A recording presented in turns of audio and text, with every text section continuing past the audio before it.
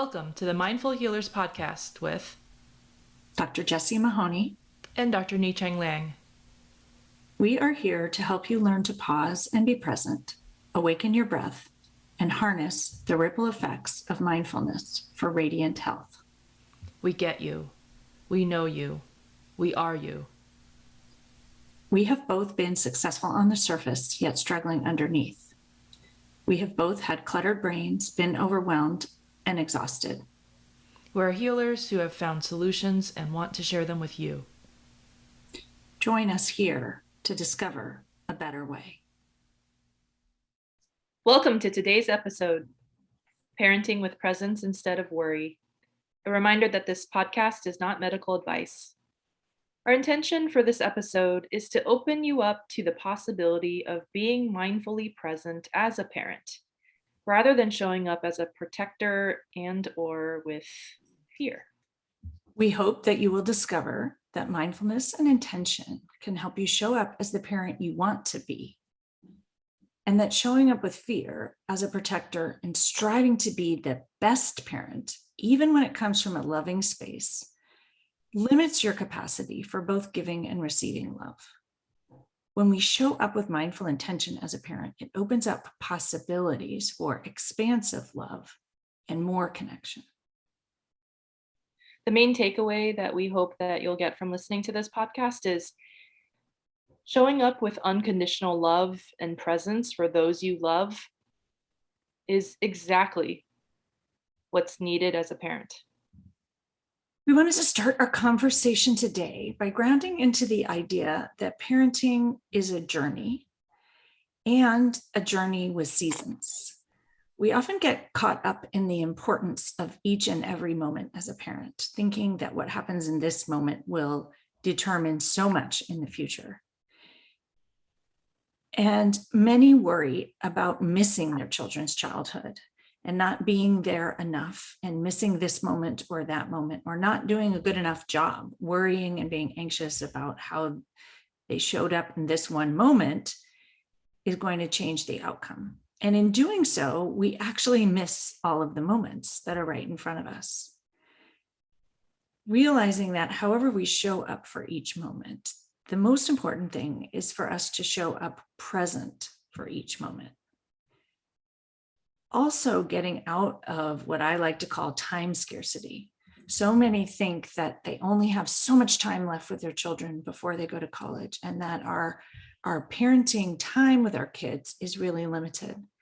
And I want to offer, as someone who has children who are now young adults, that we have a long relationship ahead with our children, and that parenting does not end when they turn 18. It does not end when they go to college. And really, if you think about it, and I know this is true for you too, Ni-Cheng, you still have a pretty significant relationship with your parents, lifelong. And in fact, the time that you spend with your children when they're adults is generally much longer than you spend with them when they're under 18. And so my offering is, when you are present for parenting, you get to enjoy all of it and not miss any of it.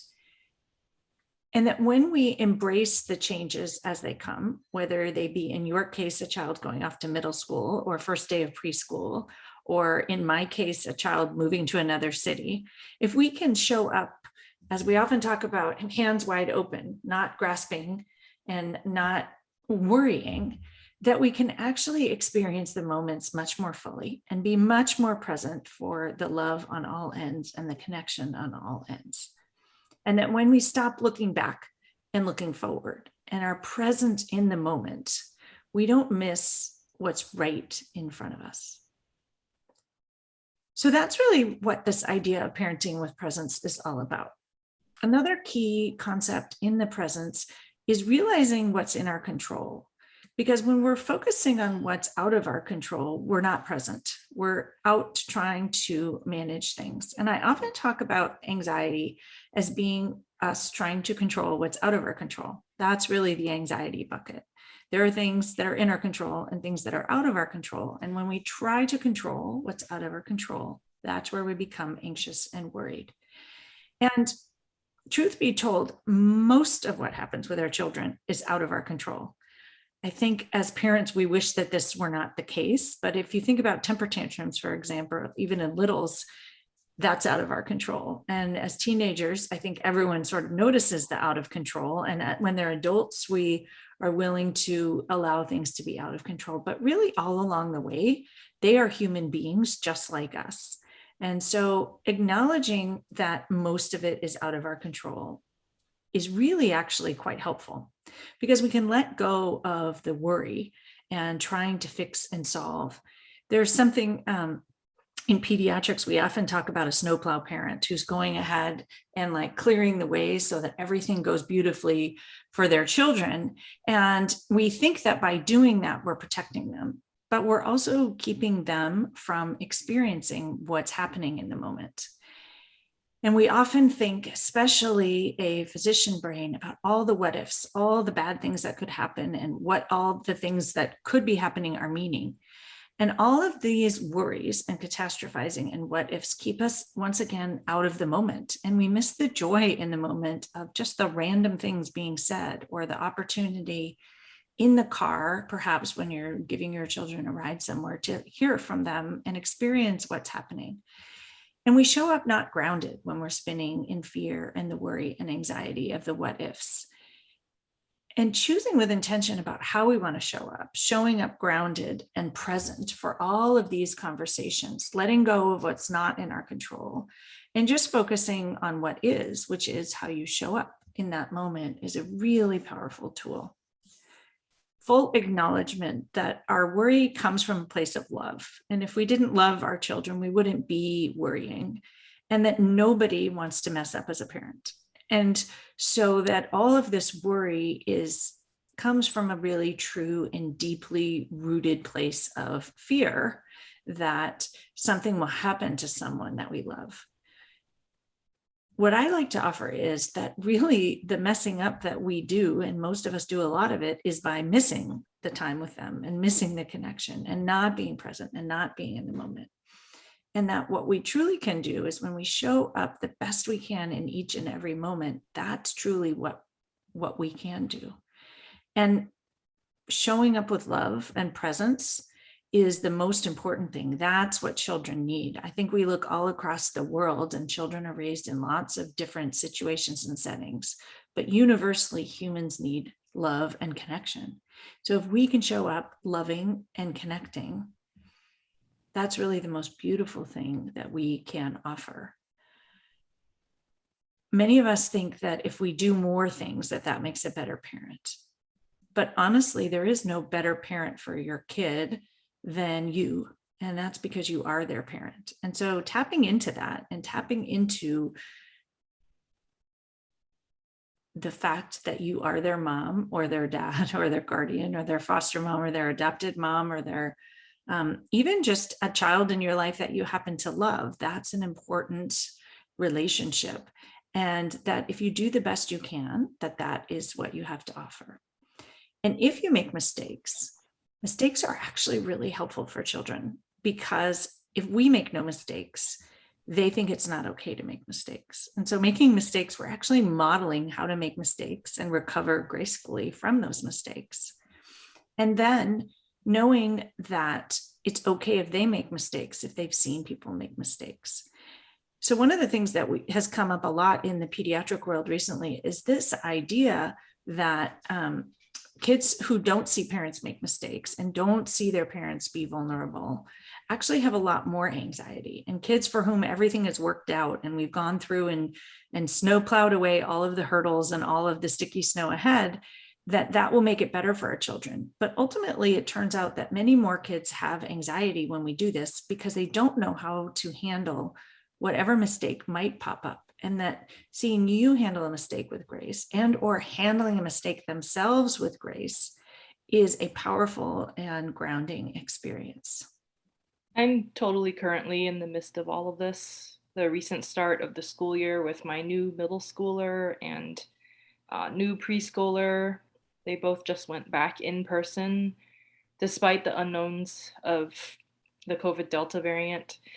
I want to just normalize fear as a parent. And it might not be the Delta variant, it could be any number of different fears.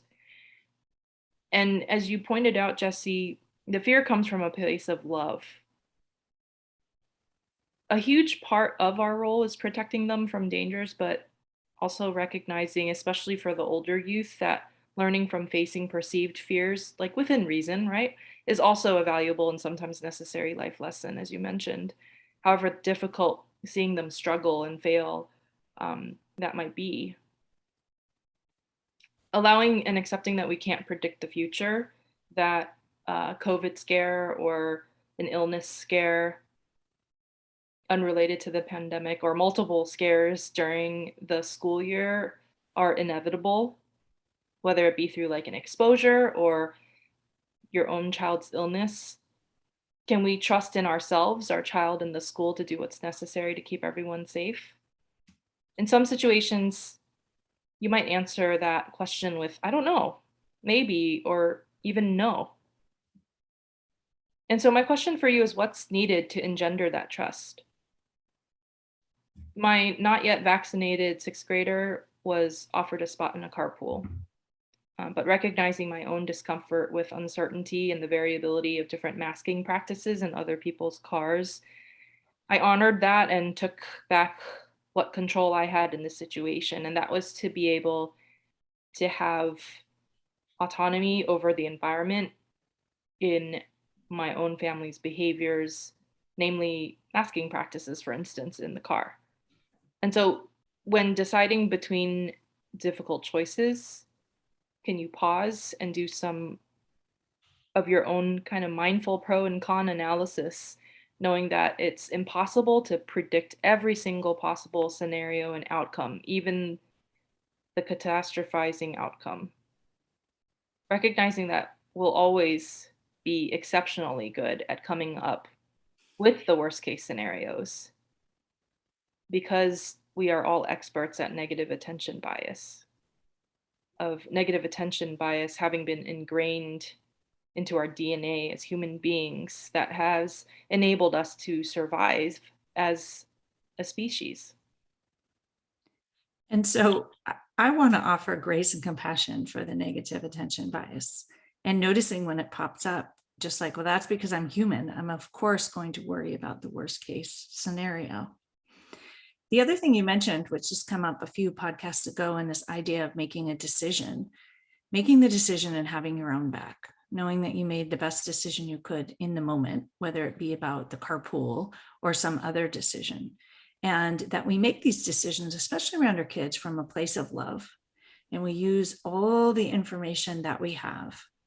And then that's what we can do. We can pivot and adapt in the future as some new decision pops up, or as we get more information. But the rumination and worry about a decision that we've made that we're not changing into a new decision can be really exhausting. And so grace and compassion when that pops up, that it comes from love and that it's part of being human, and that fear is part of being human.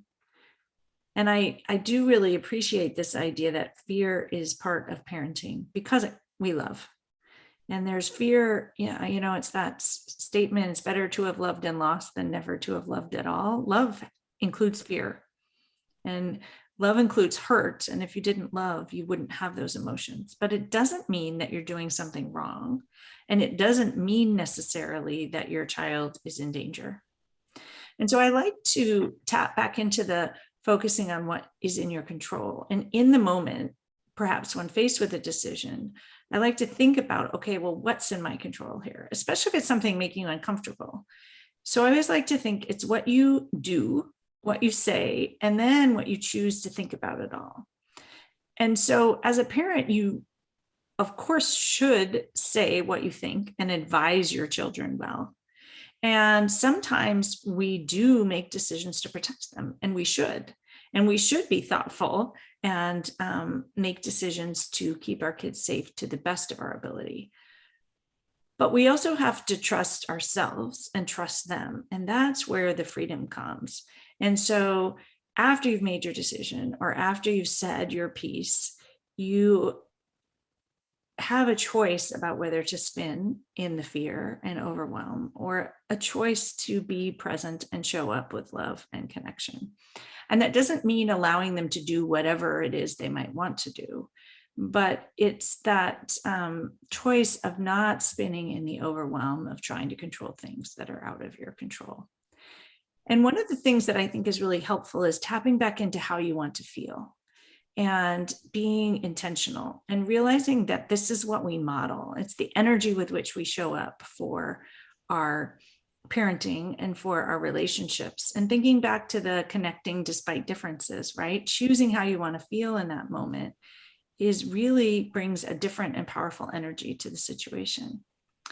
And there's that Maya Angelou quote about how they won't remember what we did, they won't remember what we said, but they remember how you made them feel. And that I think is incredibly powerful as a parenting tool, and to show up with presence. And so if you show up with presence, they will feel that. And if you show up connecting, they will feel that. And if you show up peaceful or with curiosity, they will feel that.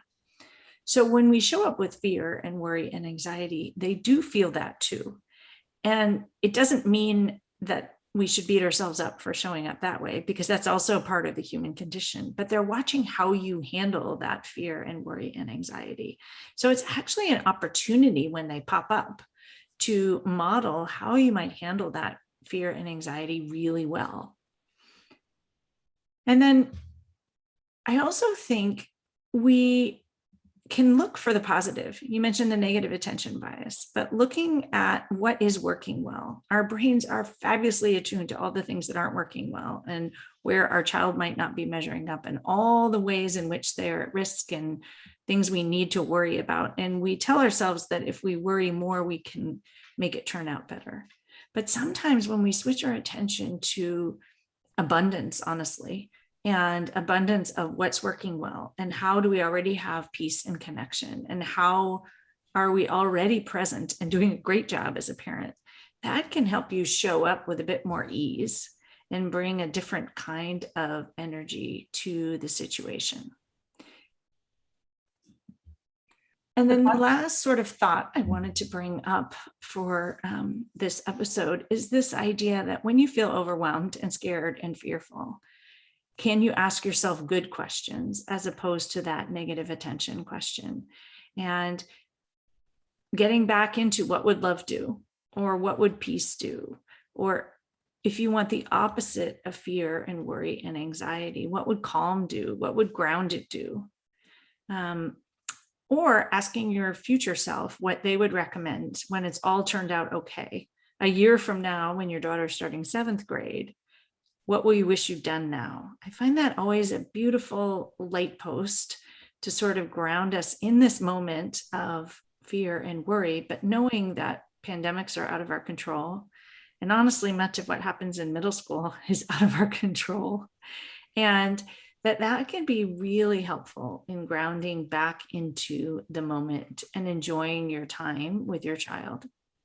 I think as parents and caregivers, we don't give ourselves enough credit talking about positive attention bias and being inspired by the Jon Kabat-Zinn quote.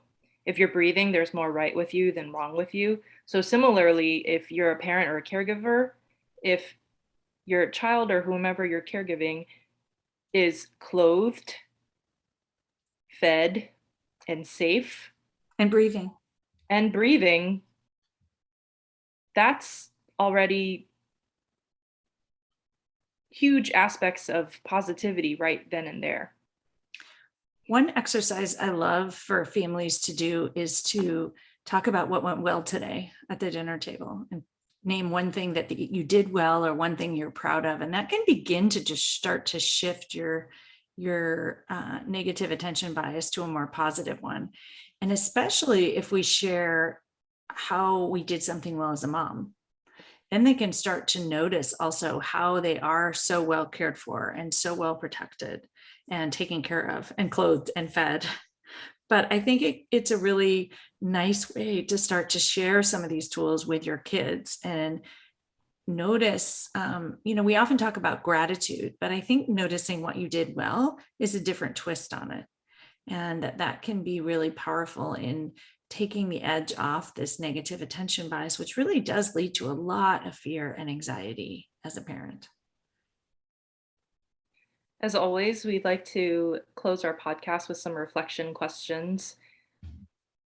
So rather than dwell with regret about parenting trials in the past or worrying about them in the future and catastrophizing, what if you were here now, just as you are, meeting your child or whoever you are providing care for, just as they are in this moment, meeting them where they are with wherever you are? And instead of letting fear dictate your actions, what if you let curiosity and an attitude of openness, buffeted by unconditional love and compassion for yourself and for your child, be the foundation of your parenting actions? And could you focus on how you want to feel as a parent and let that be your guiding light? And perhaps ask yourself the question, what if your child and their life turns out far better than you ever imagined? What might that be like? Thanks so much for listening today. If you are interested in working on your own parenting with presence, I'm going to be offering an upcoming mindful intensive on parenting with presence starting in November. We will explore a bit more mindful coaching tools and strategies to help you show up as the parent you want to be. Enrollment will be opening soon. We're grateful you are joining here for us for the Mindful Healers podcast. Please follow us, subscribe, and leave us stars. And we love written reviews. And if you're in healthcare and you haven't joined us at the Mindful Healthcare Collective, you have an open invitation at mindfulhealthcarecollective.com or join our Facebook group by the same name. Stay on after the sound of the singing bowl for our mindful moment offering. As always, if you want to declutter your mind, be more present, and start truly living your one wild and precious life, come find us at the mindfulhealerspodcast.com. Work with one of us. Work with both of us. Start or uplevel your mindfulness practice. Discover how mindful coaching can change your life. Or even better, do both as part of our Mindful Healers programs and retreats. You can find links to find out more about our programs and join our communities at themindfulhealerspodcast.com. Reach out and get started on your journey to a life better lived today. The content of this podcast is not meant to be medical or life advice. If you choose to participate in our mindful moments, please do so safely.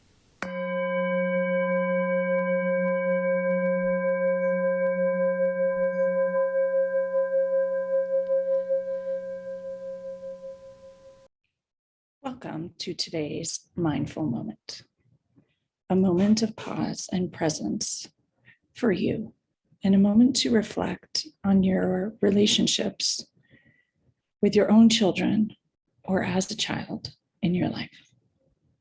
Take a moment, if it's safe for you, to ground your sit bones into whatever you may be resting upon, or if you're standing or walking, pause and notice the soles of your feet on the earth. Take a moment to connect with the soles of your feet, whether sitting or standing, and see if you can connect with your soul through your soles. Draw up the energy of the earth through the bottoms of your feet, through your legs, up to your knees, draw it into your sit bones, and up into your chest. And take a moment with intention to draw your attention to your heart space, where the love is. And once again, take in a long, deep inhale through your nose and an exhale through your mouth, letting all the air out. Close your eyes if you're comfortable. And place your left hand upon your heart. Place your right hand atop. Check in with your heart space underneath.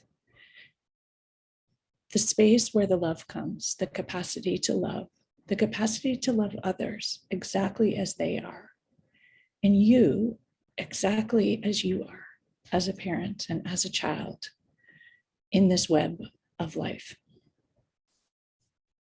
Take in another long, deep inhale through your nose and an exhale through your mouth. A moment here to pause and be present for yourself. Learn to be present for yourself, fully present in a way that's new and delightful. Be present for your thoughts and emotions. Be present for the gentle way in which your heart and body lead you on. Learn to be fully present for each step of your growth, each step of your journey. Value yourself, who you are, what you think and feel, and how you grow. For many years, you likely have neglected yourself. It was as though you were unconscious of who you were, how you felt, and what you believed. You believed that kept you safe, protected from feelings you didn't want to feel.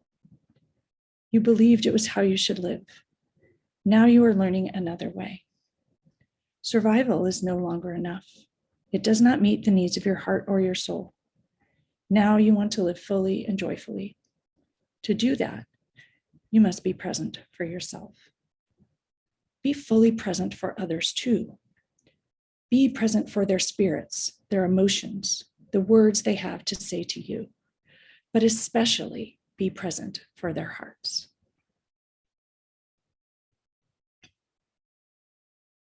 Take in a long, deep inhale through your nose and an exhale.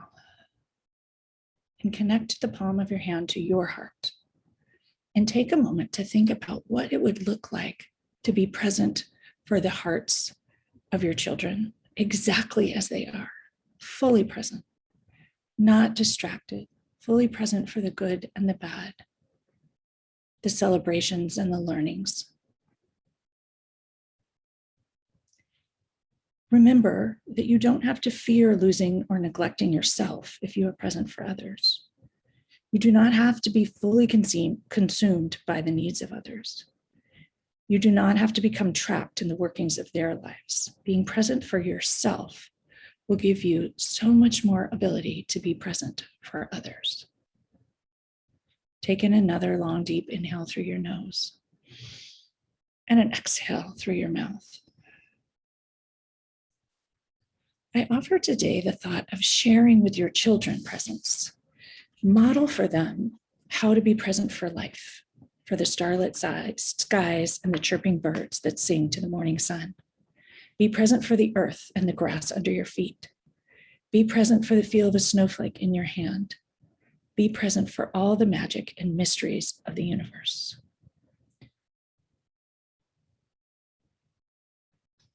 That is a modification of a reading from Melody Beattie's Journey to the Heart.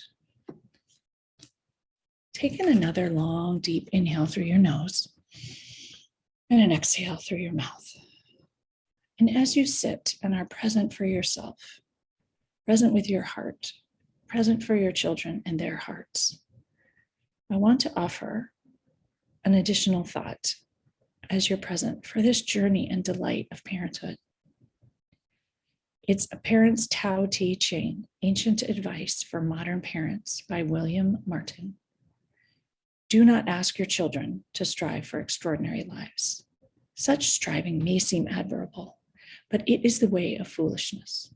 Help them instead to find the wonder and the marvel of an ordinary life. Show them the joy of tasting tomatoes, apples, and pears. Show them how to cry when pets and people die. Show them the infinite pleasure and the touch of a hand. Make the ordinary come alive for them, and the extraordinary will take care of itself. Another long, deep inhale through your nose and an exhale through your mouth. Integrating these two readings, being present for yourself allows you to show up as the parent that you would like to be. Seeing the wonder, enjoying the wonder, allows you to share that way of living with your children. And having your expectations for your children be to experience the wonder of life makes the parenting journey for you and for them all that much more magical and connected. Take in a final long, deep inhale here in this moment. And an exhale. Press the hand into your heart another moment. Bring your hands to heart center and pause for a moment to think about your intention, your aspiration, or your wish for your relationships with your children and as a child in the week ahead. May you find more wonder. May you notice the ordinary. May you love and may you be loved. May you pause and may you be present for all the magic that is in all of your relationships. Have a beautiful week. Namaste.